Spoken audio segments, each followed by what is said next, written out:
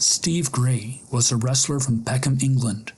He started his pro wrestling career in 1970, and he started appearing on World of Sport TV in 1971.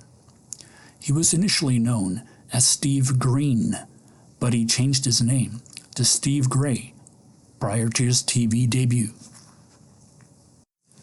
Steve Gray was definitely not a big wrestler, as he only weighed 147 pounds and was about 5 foot 5.5 inches tall. In spite of his small frame, he often competed in catchweight bouts, which meant he was taking on larger wrestlers from heavier weight divisions. Gray's speed and agility helped him overcome the size and strength of larger opponents. However, Gray is mainly known for his great in-ring feud with the great lightweight legend Johnny Saint. And after a couple of very memorable matches against the legendary Ken Joyce in the second half of the 1970s, it was after his series of matches against Saint in the early 1980s that Gray really was able to step up his game.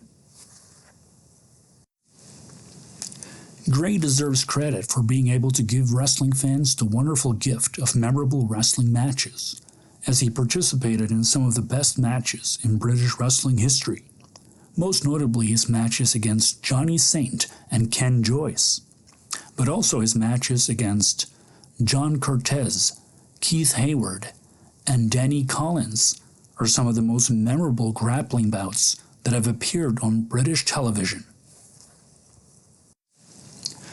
Gray was really good at reacting and acting in the moment, often in a very quick and well-executed manner.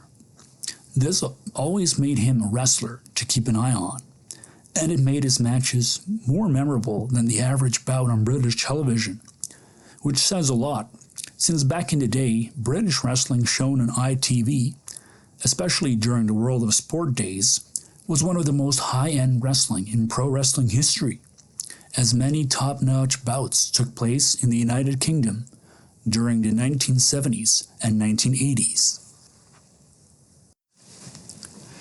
Gray's final televised bout took place in 1988, which was also the year British wrestling stopped appearing on national television.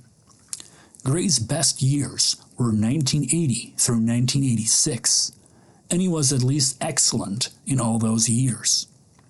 1984 was his very best year, as he was a great worker in that year, and was able to assume the role of a wily veteran.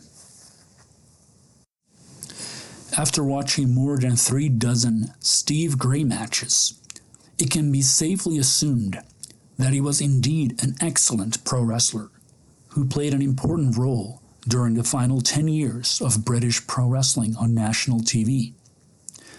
And he is arguably one of the 8 greatest British pro wrestlers ever. Here is a list of Steve Gray's top 15 matches.